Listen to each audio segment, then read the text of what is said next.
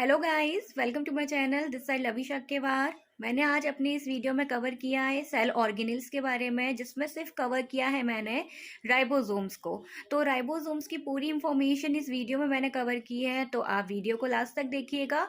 और don't forget to like, share and subscribe my channel. और bell icon को भी प्रेस करना बिल्कुल मत भूलिए, ताकि मेरी वीडियोज़ की नोटिफिकेशन आपको सबसे पहले मिलती रहे।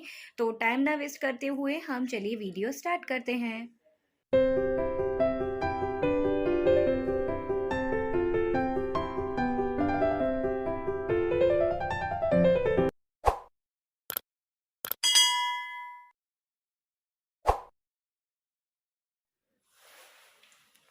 Welcome guys.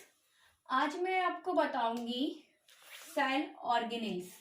सेल के अंदर प्रेजेंट जितने भी सेल ऑर्गेनेल्स होते हैं, वन बाय वन मैं अपनी हर एक वीडियोस में आपको बताती जाऊंगी। मैंने जैसे कि आपको अपने प्रीवियस लेक्चर्स में या वीडियो में बताया था कि सेल क्या होती है, और मैंने उसके साथ साथ सेल मेम्ब्रेन भी अपनी प्रीवियस एक वीडियो में पढ़ाया था। आज मैं आपको बता रही हूँ सेल ऑर्गेनेल्स। जो सेल के अंदर ऑर्गेनेल्स होते हैं, वन बाय वन मैं इसमें बताती जाऊंगी। तो पहले मैंने इसमें सिर्फ इस वीडियो में आपको मैंने कवर किया है राइबोसोम्स। ठीक है, राइबोसोम्स क्या होता है, ये भी एक सेल ऑर्गेनेल्स है जो प्रोड्यूस करती है फैक्ट्री, एक तरीके का इसको बोला जाता है प्रोटीन प्रोड्यूसिंग फैक्ट्री। ठीक है, तो राइबोसोम्स से ही हमारा प्रोटीन बनता है, और ये सेल के अंदर सबसे छोटा सेल ऑर्गेनेल्स होता है। मोस्टली अगर हम कोई भी सेल ड्रॉ करते हैं तो उसमें हम ये राइबोसोम को इस तरीके से बनाते हैं। ठीक है, बहुत छोटे छोटे इन अ ग्लोबुलर शेप में। तो क्या है, ये बहुत छोटे छोटे होते हैं, बट इनका काम बहुत बड़ा होता है। ये प्रोटीन बनाने की तरीके की फैक्ट्री है, और प्रोटीन के बिना तो हमारी पूरी बॉडी नहीं, मतलब पूरी पूरी बॉडी हमारी प्रोटीन से ही बनी हुई है। तो मेनली ये राइबोसोम्स ही हमारा प्रोटीन प्रोड्यूस करता है।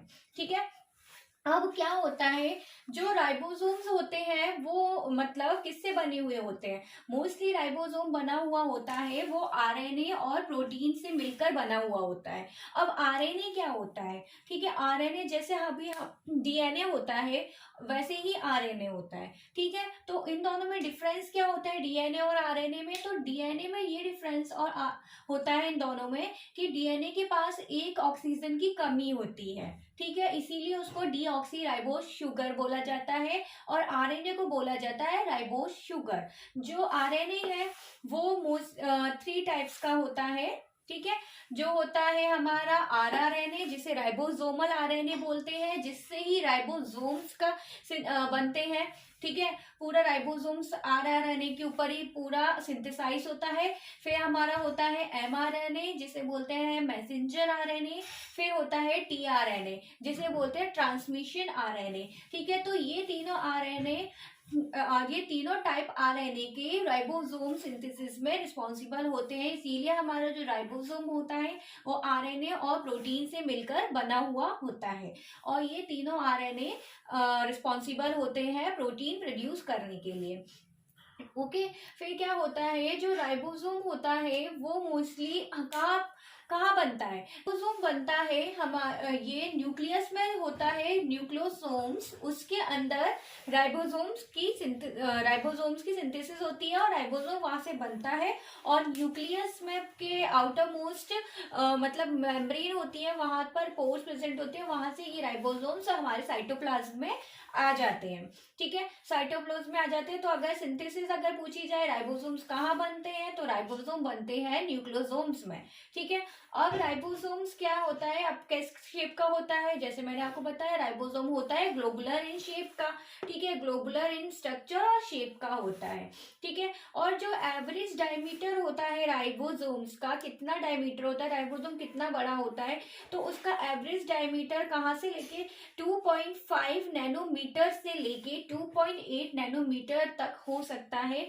और 2.5 नैनोमीटर आपको इकोलाइन में देखने मिल जाएगा। ठीक है, और 2.8 नैनोमीटर आपको इसमें इन मैमिलियन सेल्स में देखने को मिल जाएगा। तो राइबोसोम्स का एवरेज डायमीटर कितना होता है, 2.5 नैनोमीटर से लेके 2.8 नैनोमीटर तक होता है। ओके।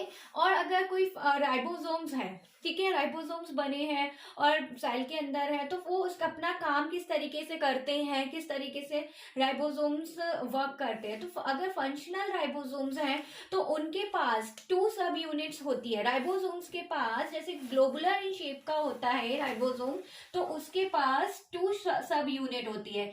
एक सब यूनिट ये हो गई, ठीक है, इसके नीचे एक और सब यूनिट होती है, ठीक है। तो राइबोसोम्स का स्ट्रक्चर इस तरीके का होता है, जो 2 सब यूनिट होती है। एक सब यूनिट ये हो गई, दूसरी सब यूनिट ये हो गई।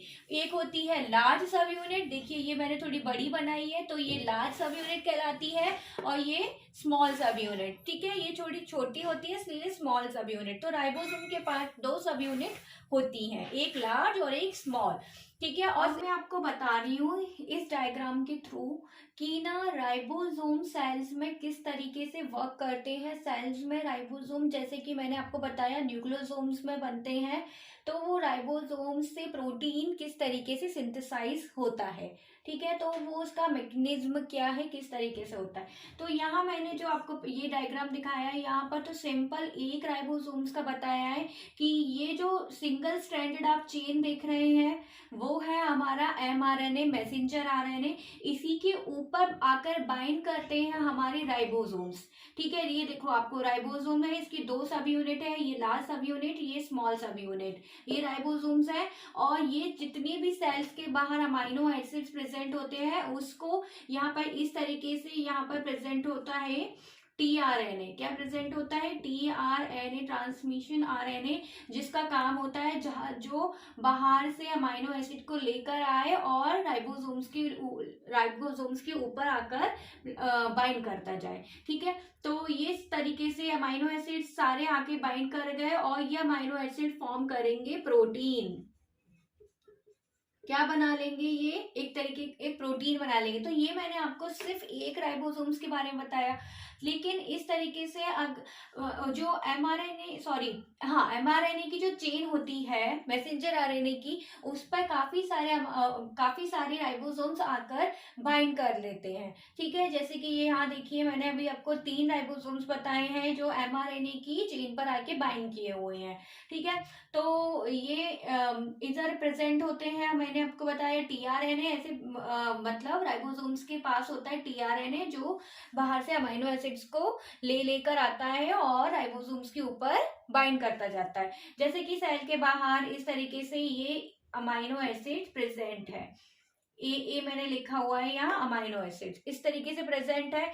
तो ये टीआरएनए क्या करेगा? ये टीआरएनए का काम होता है ये रिकॉग्नाइज करता है सेल के बाहर कि अमाइनो एसिड है, उसको अमाइनो एसिड को पकड़ के लाता है और राइबोसोम्स के ऊपर लाकर बाइंड कर देता है टीआरएनए। तो ये टीआरएनए आया और इस टीआरएनए रिकॉग्नाइज करा, भाई ये अमाइनो एसिड है, आओ तुम मेरे साथ और राइबोसोम्स के ऊपर बाइंड हो जाओ। फिर इस तरीके से और अमाइनो एसिड इसने रिकॉग्नाइज करा सेल के बाहर प्रेजेंट है, तो उसको भी लाके इधर बाइंड कर दिया। फिर ऐसे ही टीआरएनए ने और अमाइनो एसिड को रिकॉग्नाइज किया, लाकर इधर बाइंड कर दिया। इस तरीके से ये जितना जब तक इसको टर्मिनेशन मतलब एंड नहीं मिल जाएगा, मतलब कि इनके पास इस तरीके के कोडोन्स प्रेजेंट होते हैं, कोड्स प्रेजेंट होते हैं, जो राइबोसोम्स खुद बताता है कि अब मेरे को मतलब अमाइनो एसिड की जरूरत नहीं है, अब मेरे को अमाइनो एसिड की जरूरत नहीं है, तो वो टर्मिनेट कर देता है, मतलब कि रोक देता है कि अब टीआरएनए से बोल देता है कि भाई टीआरएनए अब अमाइनो एसिड लेकर मत आओ, अब मैं अपने ऊपर और अमाइनो एसिड लोड नहीं कर सकता, तो टर्मिनेट कर देता है। जैसे कि अगर इसने 3 ही मतलब अमाइनो एसिड को लोड किया है तो बस ये है ना सिर्फ 3 ही कर पाएगा, या फिर इस तरीके से अगर ये 4 कर पाया, 5 कर पाया या 6 कर पाया, सो ऑन जितना कर पाया, लेकिन एक टाइम आएगा ये मतलब टीआरएनए से बोल देगा कि ना अब मत लेकर आओ अमाइनो एसिड को, और टर्मिनेट कर देगा अपने मतलब प्रोसेस को, मतलब अमाइनो एसिड को बाइंड करने के लिए। ठीक है, फिर यहाँ पर दूसरा राइबोसोम्स है, तो इस तरीके से दूसरा राइबोसोम भी ऐसे ही काम करेगा। अगर सेल के बाहर इसको अमाइनो एसिड मिला तो इसका भी टीआरएनए वही काम करेगा सेम, कि अमाइनो एसिड को लाएगा इधर बाइंड कर देगा, और अमाइनो एसिड सेल के बाहर है, टीआरएनए लाया इधर बाइंड कर दिया, और अमाइनो एसिड प्रेजेंट है, टीआरएनए लाया और बाइंड कर दिया। इस तरीके से ये बाइंड करते जाएगा करते जाएगा करते जाएगा, जब तक कि ये राइबोसोम इसको बोल ना दे टीआरएनए को कि बस अब मैं नहीं अपने ऊपर लोड ले सकता अमाइनो एसिड का, मतलब कि प्रोसेस टर्मिनेट ना कर दे। ठीक है, इसी तरीके से ये सेम करेगा अपने ऊपर, इस तरीके से अमाइनो एसिड लोड करते जाएगा जो, और टीआरएनए लेकर आता जाएगा। फिर बाद में क्या होगा कि यहाँ पर ये है एंड, ये एंड है, तो इस एंड से ये क्या है, ये पूरा बाहर निकल जाएगा राइबोसोम्स। फिर ये राइबोसोम भी इस तरीके से यहाँ, क्योंकि ये एंड है, ये बाहर आ जाएगा, और इधर से न्यू राइबोसोम्स इस एमआरएनए की चेन पर आकर बाइंड करते जाएंगे। इस तरीके से ये पूरा इस सेल के अंदर राइबोसोम्स से प्रोटीन बनता है, और टीआरएनए हमारे सारे अमाइनो एसिड्स को लेकर आता है। तो ये मैंने आपको बताया कि हमारे सेल्स में प्रोटीन किस तरीके से राइबोसोम्स के थ्रू बनता है। ठीक है, तो अब मैं आपको आगे और बताती हूँ कि प्रोकैरियोटिक और यूकैरियोटिक राइबोसोम्स में क्या डिफरेंस है और वो किस तरीके से बने हुए होते हैं। ओके, अब यहाँ पर एक डायग्राम शो किया है, ये आपको सिंगल स्ट्रैंडेड चेन मैंने आपको दिखाई है, वो है हमारा एमआरएनए, और ये राइबोसोम्स आके इस पर अटैच हो रहे हैं, और जो नीचे जुड़ता जा रहा है वो अमाइनो एसिड की चेन है। ओके, तो ये पूरा इस तरीके से प्रोटीन सिंथेसिस होती है एमआरएनए के ऊपर। अब पता है जो राइबोसोम होते हैं वो ना प्रोकैरियोटिक सेल्स में और यूकैरियोटिक सेल्स में किस तरीके से अरेंज होते हैं और किस तरीके से होते हैं। ठीक है, तो हम हमेशा से पढ़ते आ रहे हैं, हमारे जो लिविंग ऑर्गेनिज्म होते हैं मोस्टली 2 टाइप्स की सेल से बने होते हैं। ठीक है, एक होते हैं प्रोकैरियोटिक सेल्स और एक होते हैं यूकैरियोटिक सेल्स। तो प्रोकैरियोटिक राइबोसोम्स हम सबसे पहले पढ़ते हैं। तो प्रोकैरियोटिक जो सेल्स होती है उनमें उनका राइबोसोम्स किस तरीके से होता है। तो प्रोकैरियोटिक सेल्स में जो राइबोसोम्स होता है वो 70S राइबोसोम्स कहलाता है, 70S का। ठीक है, 70S मतलब सब यूनिट होती है। ठीक है, 70S सब यूनिट का बना हुआ होता है, जो जनरली यूकैरियोटिक राइबोसोम्स से थोड़ा छोटा होता है, क्योंकि यूकैरियोटिक राइबोसोम्स होता है वो 80S राइबोसोम होता है। ठीक है, और प्रोकैरियोटिक कितना होता है, 70S राइबोसोम्स। ठीक है, फिर जो राइबोसोम्स होते हैं प्रोकैरियोटिक राइबोसोम्स, वो 2 सब यूनिट से मिलकर बने हुए होते हैं। एक स्मॉलर सब यूनिट होती है और एक लार्जर सब यूनिट होती है। एक स्मॉलर सब यूनिट है, एक लार्जर सब यूनिट है। जैसे कि यहाँ देखिए, एक अपन राइबोसोम इस तरीके से बनाते हैं, एक स्मॉलर सब यूनिट और एक लार्जर सब यूनिट, इस तरीके से बनता है राइबोसोम्स। तो इस तरीके से इसमें भी होती है। ठीक है, जो स्मॉलर सब यूनिट होती है ना प्रोकैरियोटिक राइबोसोम्स में, वो 30S की होती है, और जो लार्जर सब यूनिट होती है वो 50S की होती है। ठीक है, तो स्मॉलर 30S की हुई और लार्जर जो होगी वो 50S सब यूनिट की होती है। तो S क्या रिप्रेजेंट कर रहा है यहाँ, S रिप्रेजेंट करता है सेडबर्ग वैल्यू को, और इसी को बोलते हैं सेडिमेंटेशन कॉफिशिएंट। जैसे कि सेडिमेंटेशन से ही समझ आ रहा है, मतलब कोई भी चीज सेडिमेंट हो रही है, मतलब कि अगर वो हैवियर पार्टिकल्स है या हैवी कोई चीज हैवी है तो वो सबसे नीचे बॉटम में सेडिमेंट हो जाती है, उससे जो लाइटर चीज होती है वो उससे ऊपर सेडिमेंट होती है, फिर बहुत हल्की चीज और ऊपर सेडिमेंट होती है। ऐसे ही इसमें होता है, जब भी हम अगर कोई भी हम अपने प्रोटीन को अगर सेंट्रीफ्यूज करें, सेडिमेंटेशन अगर करना है हमें किसी भी राइबोसोम या प्रोटीन का, तो क्या करते हैं लैब में कि एक मशीन होती है सेंट्रीफ्यूगेशन मशीन बोलते हैं उसको। उसमें क्या करते हैं, हम हमारे प्रोटीन सैंपल को लेते हैं और उस सेंट्रीफ्यूगेशन मशीन में उस प्रोटीन को हम डाल दिया जाता है एक ट्यूब में। ठीक है, एपेन ड्रॉप ट्यूब्स आती हैं, उसके अंदर उस मशीन में डाल दिया जाता है प्रोटीन सैंपल को। और वो सेंट्रीफ्यूगेशन मशीन का काम क्या होता है, वो बहुत जोर से मतलब बहुत स्पीड में घूमती है मशीन वो। तो घूमने के कारण क्या होता है, इतनी स्पीड और इतने राउंड्स लगाने के कारण क्या होता है कि वो उसके जितने भी प्रोटीन के हैवी पार्टिकल्स या हैवी मटेरियल होगा वो उस मॉलिक्यूलर वेट के अकॉर्डिंग अकॉर्डिंग सबसे नीचे सेडिमेंट हो जाएगा, फिर उससे लाइटर वाले उससे ऊपर आएंगे और सबसे हल्के सबसे ऊपर आएंगे। तो यही इसमें भी होता है।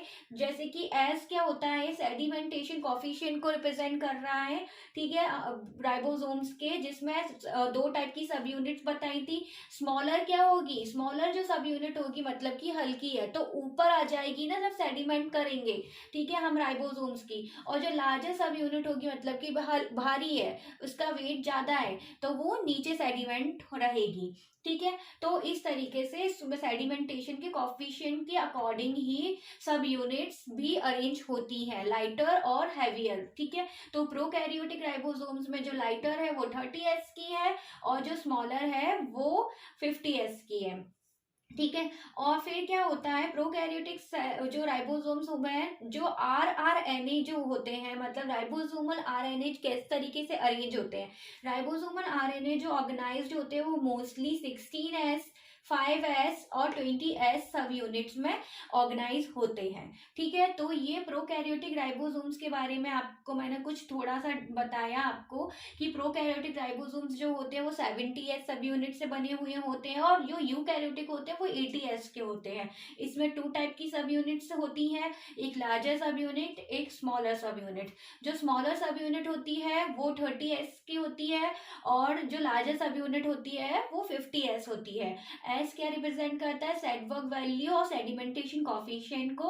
और प्रोकैरियोटिक सेल्स में जो आर मतलब कि राइबोसोमल आरएनए होता है वो भी अलग से ऑर्गेनाइज्ड होता है, अलग तरीके से, जो 16s और 5s, 16s RNA, 5s RNA और 23s आरएनए में ऑर्गेनाइज होता है। इसका डायग्राम मैं आपको आगे दिखाती हूँ ताकि आप अच्छे से इसको समझ पाए, ठीक है। अब मैंने यहाँ पर आपको एक डायग्राम शो किया है प्रोकैरियोटिक राइबोसोम्स का, ठीक है। तो इसके पास दो सब यूनिट होती है प्रोकैरियोटिक राइबोसोम में, स्मॉलर सब यूनिट और लार्जर सब यूनिट। स्मॉलर सब यूनिट होती है वो 30s राइबोसोम की बनी हुई होती है और जो बिगर सब यूनिट होती है मतलब लार्जर सब यूनिट होती है वो आपकी बनी हुई होती है 50s राइबोसोम्स से, ठीक है। तो जो स्मॉलर और बिगर सब यूनिट होती है जो प्रोकैरियोटिक राइबोसोम्स की, उसमें जो इनका आरआरएनए होता है वो अलग तरीके से ऑर्गेनाइज्ड होता है। वो मोस्टली 3 आरआरएनए में ऑर्गेनाइज्ड होता है, जो होता है 16s आरआरएनए और स्मॉलर सब यूनिट में, और बिगर सब यूनिट में 23s प्लस 5s आरआरएनए में ऑर्गेनाइज्ड होता है, ठीक है। मतलब कि ये जो ऑर्गेनाइज्ड होता है वो होता है आपका 16s में और 23s में एंड 5s, ठीक है। 3 सब यूनिट में ऑर्गेनाइज होता है ये, ठीक है, जो प्रोकैरियोटिक राइबोसोम्स है। तो ये मैंने आपको पूरा प्रोकैरियोटिक राइबोसोम्स के बारे में बताया, ठीक है। आगे आपको मैं बताती हूँ यूकैरियोटिक राइबोसोम्स के बारे में। बताया था प्रोकैरियोटिक राइबोसोम्स, ठीक है। अब यहाँ पर है यूकैरियोटिक राइबोसोम्स। तो यूकैरियोटिक राइबोसोम्स क्या होता है, ये इसमें डिफरेंस क्या है प्रोकैरियोटिक और यूकैरियोटिक में, कि जो प्रोकैरियोटिक था वो 70s राइबोसोम्स था और जो यूकैरियोटिक होता है वो होता है 80s राइबोसोम्स, ठीक है। ये थोड़े यूकैरियोटिक कैसे होते हैं, एडवांस सेल होती है ना, इसीलिए इनका राइबोसोम भी थोड़ा सा बड़ा होता है इस तरीके से, इसलिए ये 80s राइबोसोम्स है, ठीक है।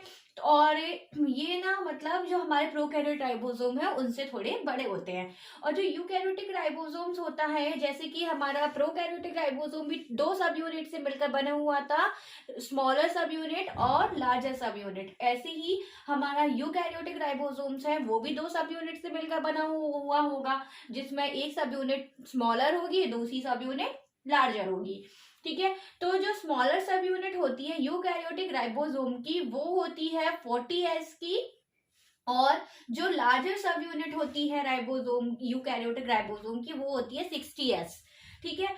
राइबोसोम्स जो होते हैं यूकैरियोटिक राइबोसोम्स के पास, तो ये थोड़ा 80s राइबोसोम है, तो क्या है, बड़ा राइबोसोम है, तो इनके पास प्रोटीन भी ज्यादा होगा as compare to prokaryotic ribosomes से, ठीक है। जैसे कि मैंने आपको प्रोकैरियोटिक राइबोसोम में बताया था, उनके पास जो टीआरएनए होता है वो 3 सब यूनिट में टूटा हुआ होता है। इसी तरीके से जो यूकैरियोटिक राइबोसोम्स है वो 4 सब यूनिट में टूटा हुआ है, जो है 18s सब यूनिट, 5s सब यूनिट, 8s सब यूनिट और 28s सब यूनिट। ठीक है, तो ये होता है यूकैरियोटिक राइबोसोम्स के बारे में। मैं आपको यहाँ पे थोड़ा बताया। इसका डायग्राम जैसे मैंने आपको प्रोकैरियोटिक दिखाया है, इसी तरीके से मैं यूकैरियोटिक का दिखाती हूँ आपको, ताकि आपको अच्छे से समझ में आए। ठीक है, चलिए आगे। अब ये मैंने आपको दिखाया है डायग्राम ऑफ यूकैरियोटिक राइबोसोम्स। ठीक है, तो यूकैरियोटिक राइबोसोम भी दो सब यूनिट से मिलकर बना हुआ होता है, लार्जर सब यूनिट और स्मॉलर सब यूनिट। लार्जर सब यूनिट जो होती है वो 60s राइबोसोम से 60s की बनी हुई होती है, और जो स्मॉलर सब यूनिट होती है वो 40s की होती है। ठीक है, ठीक है, जैसे कि आपको मैंने प्रोकैरियोटिक राइबोसोम बताया था, जो कि 3 सब यूनिट ऑफ टीआरएनए से मिलकर बना, सॉरी आरआरएनए से मिलकर बना हुआ होता है। ठीक है, इसी तरीके से जो यूकैरियोटिक राइबोसोम होता है वो 4 सब यूनिट ऑफ आरआरएनए से मिलकर बना हुआ होता है। तो इसमें जो उसका लार्जर सब यूनिट है, ठीक है, वो 3 सब यूनिट में डिवाइड है।